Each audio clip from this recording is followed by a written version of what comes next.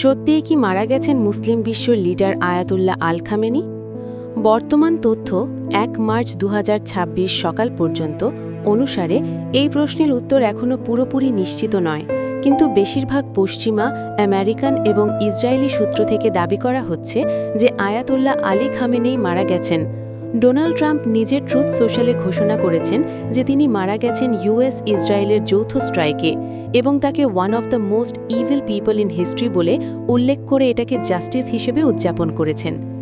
Israeli প্রধানমন্ত্রী Benjamin Netanyahu বলেছেন যে খামেনেইয়ের কম্পাউন্ড ধ্বংসের পর ম্যানি সাইন্স এবং ইন্ডিকেশনস আছে যে তিনি নিহত হয়েছেন।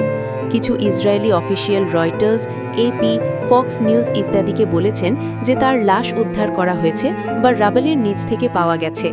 CNN, NBC, Reuters, AP, Fox News, New York Post, the Guardian, Washington Post ইত্যাদি মেজর মিডিয়া এই দাবিগুলোকে হাইলাইট করছে এবং ইসরায়েলি সোর্সেসকে উদ্ধৃত করছে।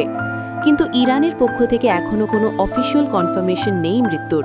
ইরানের ফরেন মিনিস্টার আব্বাস আরাকচি বলেছেন যে as far as I know তিনি জীবিত এবং সেফ। ইরানি state media Tasnim Mehr IRNA বলছে তিনি ফার্মলি কমান্ডিং দ্য ফিল্ড এবং সেফ অ্যান্ড সাউন্ড, এবং এগুলোকে সাইকোলজিক্যাল ওয়ারফেয়ার বা মিথ্যা প্রচার বলে উড়িয়ে দিচ্ছে। ইরানের প্রেসিডেন্ট এবং অন্যান্য সিনিয়র অফিসিয়ালরাও জীবিত বলে দাবি করা হচ্ছে। কোনো স্বাধীন প্রমাণ যেমন লাশের ছবি, ভিডিও বা ইউএন বা নিরপেক্ষ অবজারভার্সের ভেরিফিকেশন এখনও প্রকাশিত হয়নি, তাই সন্দেহ থাকছে। এটা যুদ্ধের সময় সাধারণ। রেজিম প্রথমে ডিনাই করে, পরে সত্য প্রকাশ পায়। যদি সত্যি হয় তাহলে এটা ইরানের রেজিমের জন্য বিশাল ধাক্কা এবং মধ্যপ্রাচ্যে বড় পরিবর্তন আনতে পারে। কে এই আয়াতুল্লাহ আল খামেনি?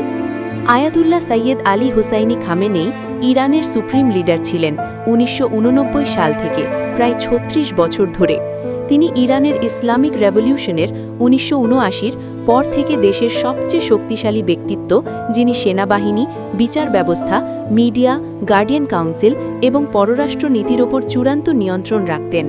তার নেতৃত্বে ইরান পশ্চিমা শক্তি, বিশেষ করে আমেরিকা এবং ইসরায়েল বিরোধী অবস্থানে অটল ছিল। তিনি আমেরিকাকে গ্রেট সেইটান বলে অভিহিত করতেন এবং ইসরায়েলকে অস্তিত্বের অধিকার দিতেন না। হিজবুল্লাহ, হুথি, হামাস সহ প্রতিরোধ গ্রুপগুলোকে সমর্থন দিয়ে মধ্যপ্রাচ্যে ইরানের প্রভাব বিস্তার করেছেন। নিউক্লিয়ার প্রোগ্রামকে এগিয়ে নিয়ে বিশ্বের সাথে টেনশন বাড়িয়ে এবং স্যাংশনস সত্ত্বেও দেশকে স্বনির্ভর করার চেষ্টা করেছেন।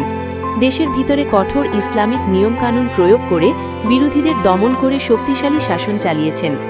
অনেক মুসলিম বিশ্বে তাকে প্রতিরোধের প্রতীক হিসেবে দেখা হয়, যিনি ছোট একটা দেশকে বিশাল শক্তির বিরুদ্ধে মাথা নত না করে লড়াই করতে শিখিয়েছেন। তিনি ইরানকে এমন একটা শক্তিতে পরিণত করেছেন যে অবরোধ, হুমকি, আক্রমণ সত্ত্বেও তারা হার মানেনি।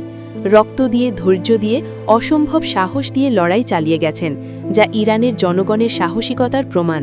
তিনি কখনো মাথা নত করেননি, প্রতিরোধ থামাননি এবং ইসলামী মূল্যবোধ ও স্বাধীনতা রক্ষায় অটল ছিলেন। তার মৃত্যুর খবর যদি সত্যি হয় তাহলে মুসলিম বিশ্বে গভীর শোকের কারণ